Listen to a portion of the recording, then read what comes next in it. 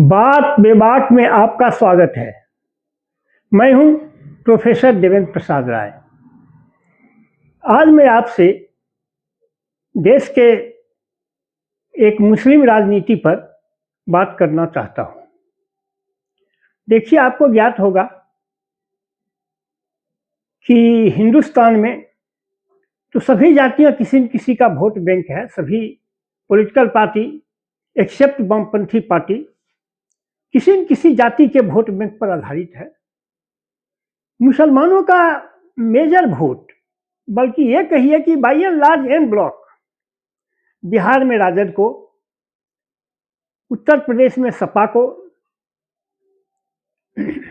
ये पश्चिम बंगाल में तृणमूल कांग्रेस को मिलता रहा है, क्योंकि मुसलमान इसी पार्टी को इस देश प्रांत में सबसे बीजेपी को हराने में सक्षम समझते हैं, इसलिए मिल रहा है। मुसलमानों को उन दलों के प्रति कोई प्रेम नहीं है। अब इस बीच एक दूसरे नेता उभरे हैं। असल में इसका लाभ उठाया ओवैसी ने। आप लोगों को ज्ञात होगा, एआईएमआईएम के अध्यक्ष असदुद्दीन ओवैसी देश के चर्चित नेता हैं। आंध्र प्रदेश के ये तेलंगाना के हैदराबाद से सांसद हैं। तो वो मुस्लिम राजनीति के प्रखर नेता हैं। उन्होंने तो पहले तो हैदराबाद से निकल कर के आए तो बिहार में उन्हें 2020 में उनको जगह दिया। 5 एमएलए जीते, लेकिन 5 में से 4 एमएलए राजद में टहल गए।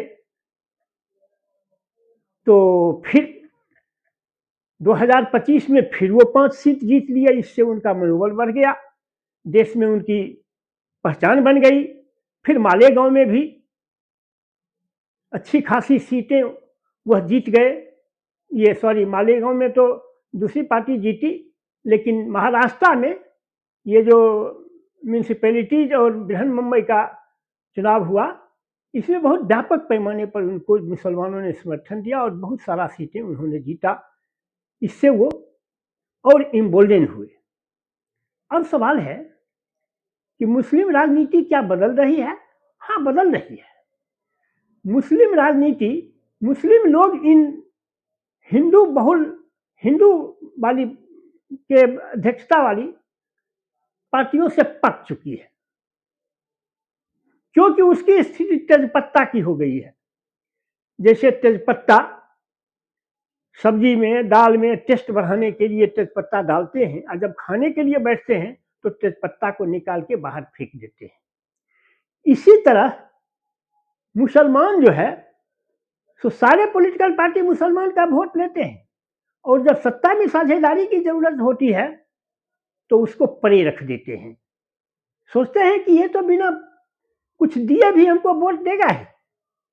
इस राजनीति को समझ गया है मुस्लिम और पक चुका है।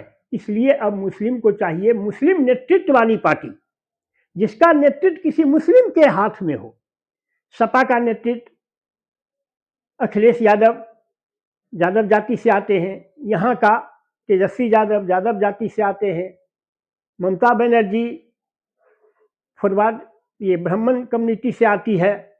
तो इस तरीके से हिंदू अध्यक्षता वाली पार्टी से अब वह उठ चुका है और उससे उसका मन भर गया है। अब उनका असल टेस्ट होगा पश्चिम बंगाल में। बिहार में तो वह, और महाराष्ट्र में तो बहुत चमत्कार कर दिए, बहुत अच्छी उनको अच्छा रिस्पॉन्स मिला। लेकिन अब पश्चिम बंगाल आ गया है। अब पश्चिम बंगाल में देखना है कि पश्चिम बंगाल की जनता ओवैसी को कितना एक्सेप्ट करती है। अगर पश्चिम बंगाल में एक्सेप्ट कर लिया तो समझ जाइए यूपी में भी। और अगर पश्चिम बंगाल में अगर मुसलमानों का वोट छिटका तो दीदी का जाना इस बार तय है। अब सवाल है कि ये क्यों ऐसा कर रहे हैं ओवैसी? क्या ओवैसी नहीं जानते हैं कि उनके मुस्लिम वोट छिटक जाने से भाजपा आ जाएगी? क्या भाजपा के वह मित्र हैं? नहीं, भाजपा के मित्र नहीं है, भाजपा के वह प्रखर दुश्मन है।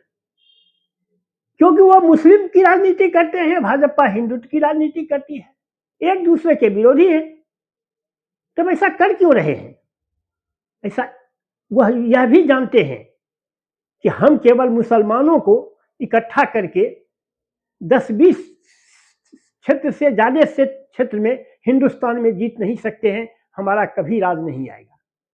वो जानते हैं, फिर भी ऐसा क्यों कर रहे हैं? ऐसा इसलिए कर रहे हैं कि उनकी पॉलिटिक्स, उनकी देश में बार्गेनिंग पावर, उनकी बार्गेनिंग कैपेसिटी बढ़े, इसलिए कर रहे हैं।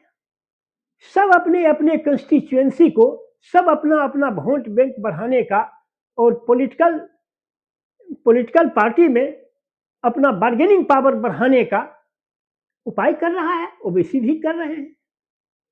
बस केवल सत्ता का खेल है, न तो ओवैसी को कोई मुस्लिम के आम मुस्लिम से मतलब है, न भाजपा को आम हिंदू से मतलब है। बस दोनों अपने अपने वोट बैंक की राजनीति कर रहे हैं, लेकिन यह देश को आखिर किस दिशा में लेता जा रहा है? इस तरह का जो ध्रुवीकरण है देश में, मुसलमान एक ओर, सवर्ण एक ओर, पिछड़ा एक ओर, दलित एक ओर, आखिर इस तरह से घड़े में बढ़ता हुआ समाज क्या सोने की चिड़िया और विश्वगुरु बन पाएगी? इसलिए देश में एक सर्वसमावेशी समाज की रचना होनी चाहिए। उस दिशा में वामपंथी है सतर्क, लेकिन उसकी ताकत ही नहीं है। अपने कर्मों से वह